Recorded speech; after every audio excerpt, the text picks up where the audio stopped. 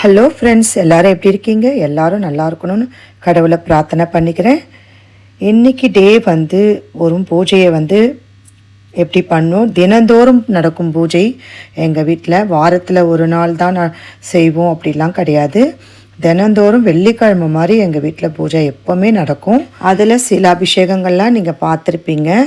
நம்ம பூஜை பண்ணிகிட்டே பேசலாம். இந்த எண்ணெய் வந்து நம்ம விளக்கு ஏற்றிட்டு நம்ம கடைசியாக மீறும் பார்த்திங்களா, அந்த எண்ணெயெல்லாம் நான் வந்து ஒரு பாட்டிலில் ஊற்றி வச்சுருக்கேன். இது வந்து நம்ம வாசப்படியில் வந்து நம்ம விளக்கேற்ற சொல்ல இந்த விளக்கில் இருக்கிற எண்ணெயை நம்ம ஊற்றி ஏற்றலாம். நல்ல பாசிட்டிவாக இருக்கும். இந்த ஆஞ்சநேயர் வந்து எங்கள் வீட்டில் ஒரு டெனண்ட் இருந்தாங்க, அவங்க விட்டுட்டு போயிட்டாங்க. அவங்க வந்து கேட்பாங்க, நான் வச்சுட்டு இருந்தேன். அவங்க வந்து கேட்கவே இல்லை. சரி, ஏன் கீழே இருக்குது, நம்ம வீட்டு மேலே வச்சுக்கலாம் அப்படின்னு சொல்லிட்டு நான் வச்சேன். அப்போது அவர் வர நேரத்தில் ஒரு சின்னதாக ஒரே ஒரு துண்டு இந்த வெத்தலை செடி வச்சுருந்தேன். நான் நல்லா படர்ந்து வளர ஆரம்பிச்சிச்சு. ஒரு கயிறு கட்டி அவர் பக்கத்தில் வந்து அந்த கொடி வரா மாதிரி நான் பண்ணியிருக்கேன். இன்னும் ஒரு மாதத்துலேயே வந்துடும் நினைக்கிறேன். நிலவாசலில் குங்குமஞ்சள் தான் நாங்கள் எப்போவுமே வைப்போம். எங்கள் வீட்டு சின்ன வாண்டு வந்து அந்த குங்கத்தெல்லாம் எடுத்து எப்போ பார்த்தாலும் அள்ளி வாயில் போட்டுக்கிறான். அது உடம்புக்கு நல்லது இல்லைன்னு சொல்லிட்டு நாங்கள் பெயிண்ட் இப்போதைக்கு எங்கள் பையன் வந்து பெயிண்ட் பண்ணிடுன்னு சொல்லி சொன்னதுனால பெயிண்ட் பண்ணியிருக்கோம். கிச்சனில் வந்து நான் எப்போவுமே அன்னபூர்ணி அம்மா வச்சுருப்பேன். எங்கள் அம்மம்மா வந்து வாங்கிட்டு வந்து கொடுத்தாங்க. இந்த அம்மா வந்து 20 வருஷத்துக்கு முன்னாடி என்கிட்ட வந்தாங்க. அப்போத்துலேருந்து நான் பூஜை ரூமில் வச்சு வழிபட்டுட்டு இருந்தேன். காலப்போக்கில் வெள்ளி நம்ம வாங்க ஆரம்பித்த உடனே வெள்ளி சிலை வந்து பூஜை ரூமில் வச்சுட்டு இந்த அம்மா வந்து நான் பார்த்துட்டே இருக்கிற மாதிரி கிச்சனில் எடுத்துன்னு வந்து நான் அழகாக செட் பண்ணிட்டேன். எனக்கு ரொம்ப பிடிச்சவங்க அன்னபூர்ணி அம்மா. ரொம்ப பிடிக்கும் எனக்கு இவங்கள. என் அம்மம்மாவுடைய நினைவாக இந்த சிலையை நான் அப்படியே வச்சுருக்கேன். இதுக்கப்புறம் எவ்வளோ அன்னபூர்ணி சிலைங்க என்கிட்ட வந்தாங்க. சின்ன சின்ன சிலையெல்லாம் வாங்கிட்டு வந்து கொடுத்தாங்க.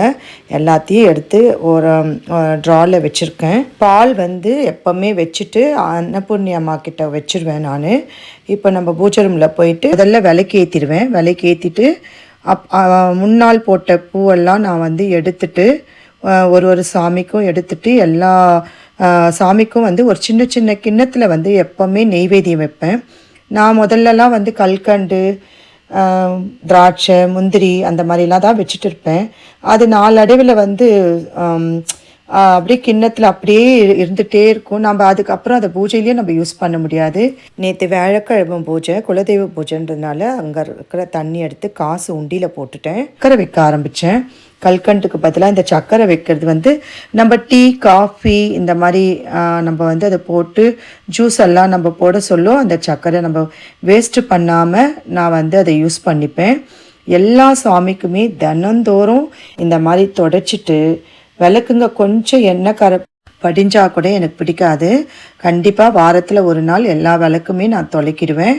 சிலைங்கள்லாம் வந்து அபிஷேகம் பண்ண சொல்ல ஒரு நாள் ஒரு சிலை அபிஷேகம் நான் பண்ணுவேன். அப்போ வந்து நம்ம வந்து எல்லா சிலையும் தொலைக்குவேன். நாள் கிழமை பெரிய ஃபெஸ்டிவல் டைமெல்லாம் வருது பார்த்திங்களா, அப்போ வந்து எல்லா சிலையும் எடுத்து மொத்தமாக எல்லா பூஜை சாமாவும் எடுத்து தொலைக்குவோம். இப்போ எடுத்த நெய்வேத்திய கிண்ணங்க, சொம்புங்க, தட்டுங்க எல்லாத்தையும் தினந்தோறும் வாஷ் பண்ணி வைப்பேன்.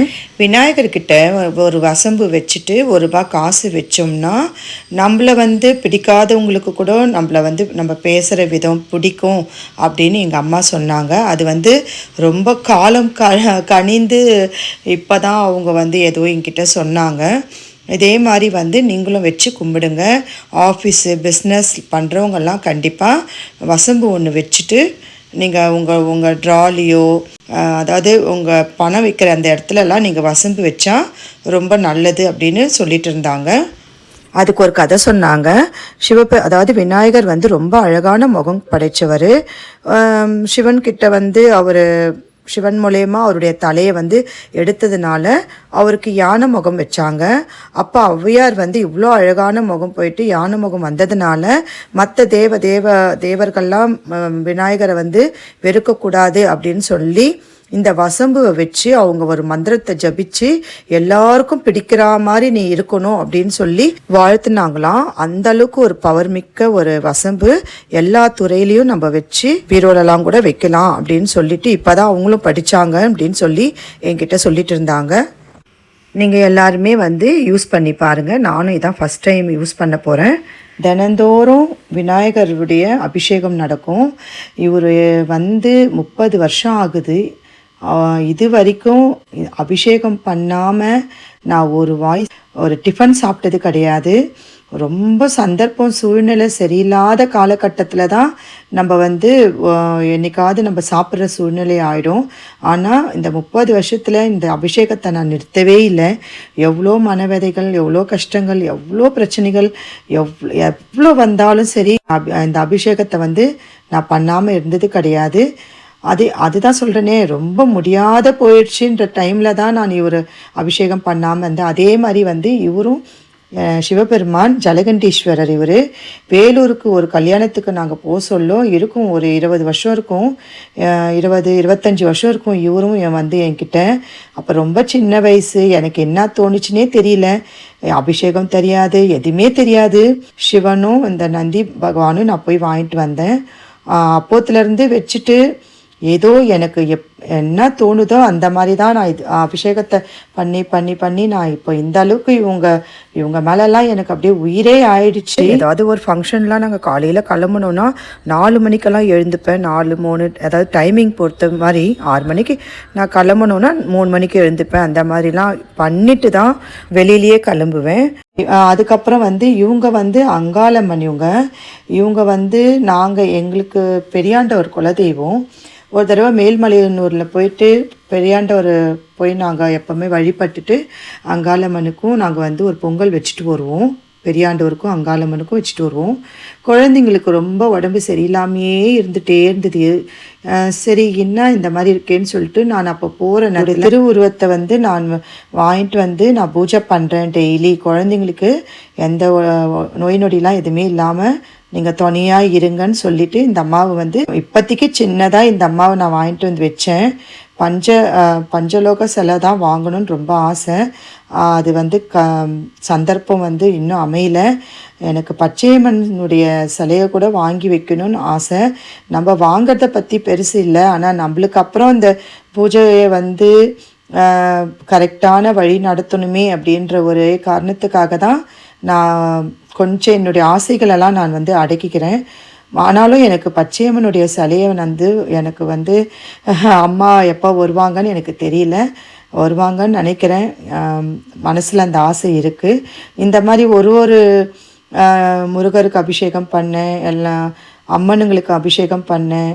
பெருமாள், மகாலட்சுமிக்கு, அப்புறம் அன்னபூர்ணி தாயாருக்கு, மகா சரஸ்வதி அம்மன், மீனாட்சி அம்மன் தாயார், வாராகி தாயார் எல்லாருக்குமே அபிஷேகம் பண்ணிவிட்டு எல்லாருக்குமே வந்து இந்த மாதிரி வஸ்திரம் வந்து நான் கண்டிப்பாக சாத்துவேன். எனக்கு சிலை வழிபாடு ரொம்ப பிடிக்கும். அது என்னவோ தெரியல, அப்போத்துலேருந்தே எனக்கு வந்து சிலைங்கள்லாம் வந்து அழகாக அபிஷேகம் பண்ணணும், அவங்களுக்கு அழகழகான பாவாடைங்களை வாங்கி போடுவேன், சின்ன சின்ன நகைங்களை வாங்கி போடுவேன். நான் எங்கேயாவது வந்து ஷாப்பிங் போனால் கூட அங்கே ஏதாவது சின்ன சின்ன நகைங்க ஏதாவது இருக்கா அம்மனுக்கு அப்படின்னு சொல்லிட்டு வாங்கி போடுவோம். தினந்தோறும் ரொம்ப ஃப்ரெஷ்ஷாக பூங்களை போடுவேன். ரொம்ப பிடிக்கும் எனக்கு. பூஜை ரூம் அலங்காரம் வந்து சுவாமிங்களை அலங்காரம் பண்ணுறது வந்து எனக்கு ரொம்ப பிடிக்கும். இப்போ கொஞ்சம் உடம்பு கொஞ்சம் டல்லாகுது. முதல்ல இருந்த அந்த சுறுசுறுப்பு வந்து போயிடுச்சு. குறைஞ்சபட்சம் பூஜை ரூமில் வந்து எனக்கு ஒரு 1 ஹவர் மேலேயாவது ஆகும். இன்னும் ஒரு ஃபெஸ்டிவல்லாம் வந்தோம்னா இன்னும் சொல்லவே தேவையில்லை. 2 மணி நேரம் பூஜை ரூமில் நிற்போம். 2 மணி நேரம் பூஜை சாமா தொலைக்கிற வேலையாக இருக்கும். அது வரைக்கும் எங்கள் மருமக கொஞ்சம் ஹெல்ப் பண்ணுவாங்க. 2 பேரும் சேர்ந்து நின்றுட்டு பூஜை சாமா தொலைக்க ஆரம்பிச்சிடுவோம். எத்தனை மணிக்கு தெரியுங்களா? காலையில் 5 மணிக்கெலாம் எழுந்துப்போம் அந்த பூஜை சாமா தொலைக்கிற நேரம் அன்னைக்கு மட்டும். ஏன்னா எங்கள் வீட்டில் 2 சின்ன வாளுங்க, 2 வாளுங்களும் எங்களை வச்சு செய்வாங்க. தொலைக்கவே விட மாட்டாங்க. புடவையை பிடிச்சி இழுப்பாங்க, நைட்டியை பிடிச்சி இழுப்பாங்க. உள்ளே வந்து உக்காரு, உள்ளே வந்து உக்காருன்னு. என் பேர் கோம்ஸுன்னு தான் கூப்பிடுவாங்க. பெரியவன் வந்து கோம்ஸுன்னு கூப்பிடுவான். எங்கள் வீட்டுக்கார் வந்து அவர் அன்பாக கூப்பிடுவார். அதனால் அந்த பேரே நான் வந்து என் சேனலுக்கும் நான் வச்சுட்டேன். போன வீடியோவில் கூட வாராகி அம்மா பூஜை பண்ண சொல்ல எங்கள் பெரிய பேரன் வந்து ரொம்ப தொல்லை. நான் தான் அபிஷேகம் பண்ணுவேன், நான் தான் பூ போடுவேன், ட்ரெஸ்ஸு போடுவேன், நகை போடுவேன், கோலம் போடுவேன்னு சொல்லிட்டு ரொம்ப தொல்லை. சரி நீ கோலமாவது நீ போடு அப்படின்னு சொல்லிட்டு அவனை கோலம் போட்டு அந்த சின்ன ஒரு வீடியோ, ஷார்ட் வீடியோ மாதிரி அன்றைக்கி போட்டு விட்டேன். ஏன்னா நிறைய நேரம் பேசணும், நிறைய வீடியோ போடணும், எல்லாமே விதவிதமாக சமைக்கணும், எல்லா விஷயத்தையும் உங்கள் கூட பகிர்ந்துக்கணும்னு தான் ஆசை. ஆனால் குழந்தைங்கள வச்சுட்டு வந்து என்னால் பண்ண முடியல. இந்த மாதிரி போடுற வீடியோங்களே வந்து நான் நைட்டு 11 மணிக்கு மேலே தான் வந்து எடிட்டிங் பண்ணுறது, பேக் வாய்ஸ் கொடுக்கறது, அதுக்கப்புறம் முடியலன்னா வந்து நான் வந்து மியூசிக்கில் போட்டுடுறது. ஆனால் அது காப்பிரைட்டு ஒரு பிரயோஜனம் இல்லைன்னு சொல்கிறாங்க. எனக்கு வேறு வழி கிடையாது. ஏன்னா வந்து எனக்கு சுத்தமாக டைம் கிடையாது. இப்போ எடுக்கிற வீடியோவே நான் வந்து நானே வந்து ஒரு ஸ்டாண்ட் வச்சுட்டு எந்த பொசிஷனில் எடுக்குதுன்னு அதை பார்த்துன்னு வர நான் வந்து வீடியோ எடுக்கிறது ரொம்ப கஷ்டங்க.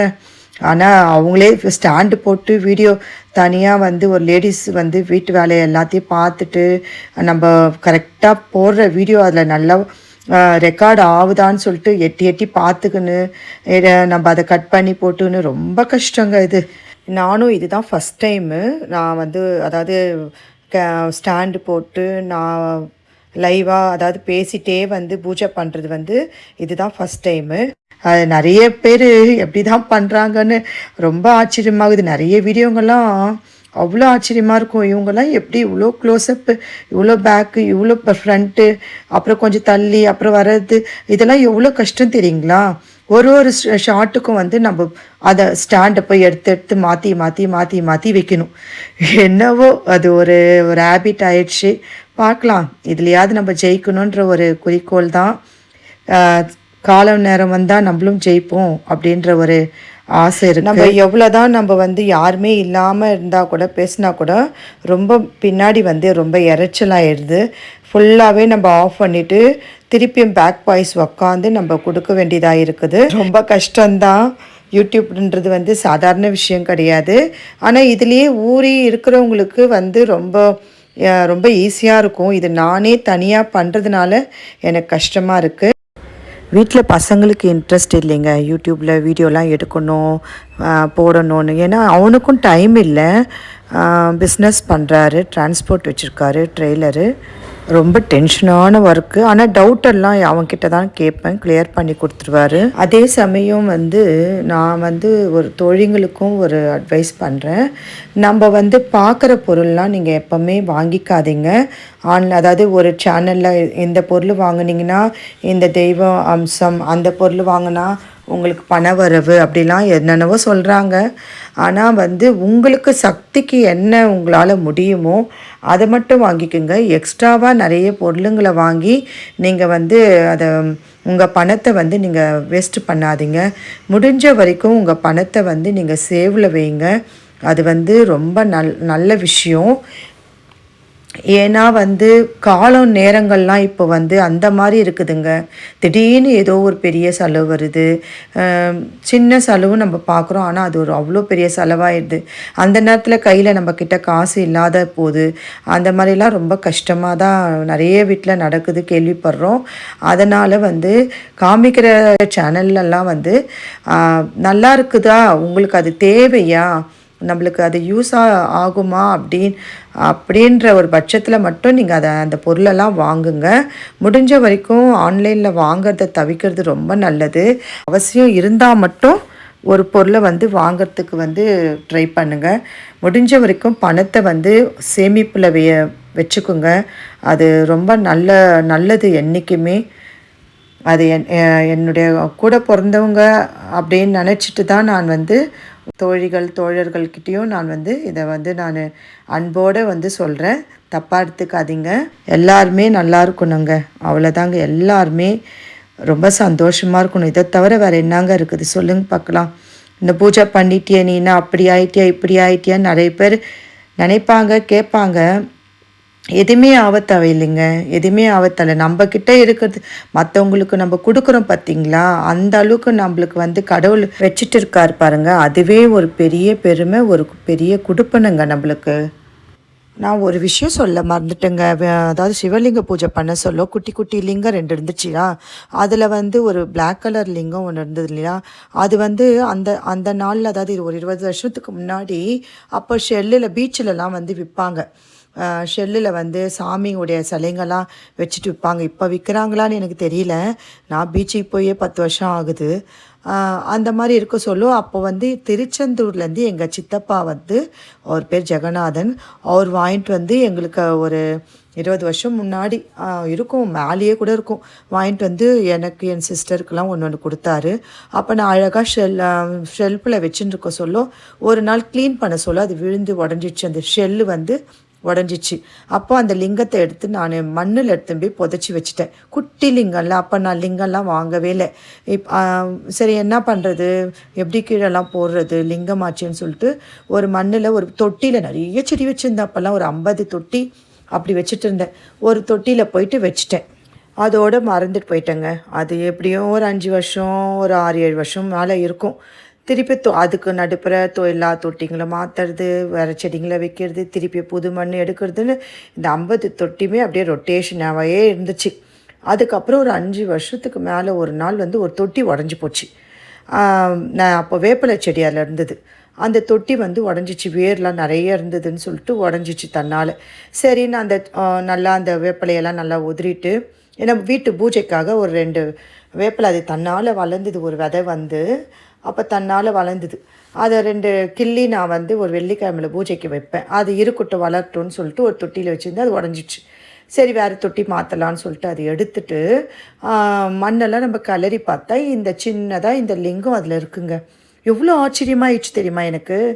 ஏன்னா எவ்வளோ தொட்டிங்க நான் வெளியில் கொடுத்தேன், மண்ணுங்கள்லாம் எடுத்து வெளியில் போட்டேன், வெத்தலை செடிங்களில் போட்டேன், அந்த மாதிரி மாற்றி மாற்றி எல்லாமே போட போட போட ஏதாவது ஒரு செடியில் அது போயிருக்கலாம் இல்லையா. நான் எதில் வச்சேன்னு கூட எனக்கு ஞாபகமே சுத்தமாக இல்லை. அப்படியே ரொம்ப வைப்ரேஷன் ஆகிடுச்சு. சரி நம்ம இருக்கிற வரைக்கும் இந்த லிங்கத்துக்கு நம்ம பூஜை பண்ணலாம். இருக்கிற அந்த பொட்டு கூட பாருங்கள், நான் முன்னாடியே ஃபோட்டோ ஒன்று போட்டிருக்கேன், நீங்கள் ரீவைண்ட் பண்ணி பாருங்கள். பொட்டு கூட அது அந்த ஸ்டிக்கர் கூட அந்த மக்கி அது வந்து உறிஞ்சி வரவே இல்லை.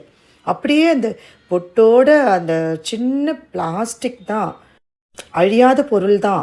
ஆனால் விட்டு வெளியில் போயிருக்கலாமே, எங்கேயாவது போயிருக்கலாம். நிறைய மண்ணுங்களெல்லாம் நான் வெளியில் போட்டேன். அது அந்த அந்த ஒரு நிகழ்ச்சியினால் வந்து மறக்கவே முடியலைங்க. அது எல்லா நேரத்துலேயும் தெய்வம் நம்ம கூட இருக்கிறாங்கன்னு நினச்சி அது சொல்ல முடியல சில வார்த்தைங்களெல்லாம். சரிங்க, விளக்கெல்லாம் நம்ம ஏற்றிட்டோம். நம்ம இப்போ தீப ஆராதனை பண்ணிவிட்டு நம்ம பூஜையை பண்ணிடலாம். எனக்கு வந்து இப்போதைக்கு இவங்க தான் பெரிய மாமருந்து துணை எல்லாமே. எந்த விஷயம் யார் என்ன பண்ணாலும் இவங்கக்கிட்ட தான் வந்து சொல்லி கஷ்டப்படுவேன். எல்லா விஷயமும் நல்லபடியாக மாறணும், எல்லாரும் ஒத்துமையாக இருக்கணும், குடும்பம் சந்தோஷமாக இருக்கணும் என்ற ஒரே ஒரு எண்ணத்தை தவிர இப்போதைக்கு எனக்கு வேறு எந்த எண்ணமும் இல்லை. எனக்கு ரொம்ப சந்தோஷமாக இருக்கிறது ரொம்ப பிடிக்கும். எப்போவுமே சிரிக்கிறவங்கள எனக்கு ரொம்ப பிடிக்கும். வீட்டில் கூட யாராவது உம்முன்னு இருந்தால் எனக்கு கொஞ்சம் கோபம் வரும். ஏன் உம்முன்னு இருக்காங்க, சகல செல்வமும் அவங்களுக்கு நிறைஞ்சிருக்கு, எதுக்காக உம்முன்னு இருக்காங்க, சிரிக்கலாமே. வீட்டு பெண்கள் வந்து சிரித்த முகத்தோடு இருந்தாலே வீட்டில் இருக்கிற ஆம்பளைங்களுக்கு அது ஒரு தனி சந்தோஷந்தாங்க. முடிஞ்ச வரைக்கும் சிரித்த முகமாகவே இருங்க எல்லாரும். வேறு எதுவுமே எனக்கு வேணான்ற நிலமையில தான் இப்போது மனசு வந்துடுச்சு.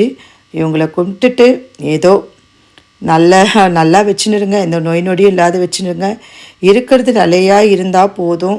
கடன் இல்லாமல் நிம்மதியான வாழ்க்கை, இதுவே ரொம்ப மன திருப்தி. இதை விட ஒன்றுமே இல்லை. நீங்கள் எல்லாரும் வந்து இந்த பூஜையில் கலந்துட்டு இவ்வளோ நேரம் என்னுடைய பேச்சை கேட்டதுக்கு ரொம்ப சந்தோஷம். நான் பண்ணுற பூஜைகள் நல்லா இருக்குங்களா, எங்கள் பூஜை ரூம் நல்லா இருக்கா, இதை வந்து கமெண்ட்டில் சொல்லுங்கள். என்னுடைய வீடியோலாம் உங்களுக்கு பிடிச்சிருந்ததுன்னா லைக் பண்ணுங்கள், ஷேர் பண்ணுங்கள், கமெண்ட் பண்ணுங்கள். எப்பேற்பட்டவங்களையும் உயரத்தில் தூக்கின்னு போய் உட்கார வைக்கிறது அன்பு தோழிகள் தோழர்கள் தான். மக்களாகிய நீங்கள் எப்பேற்பட்டவங்களையும் பெரிய ஆளாக்கிடுவீங்க.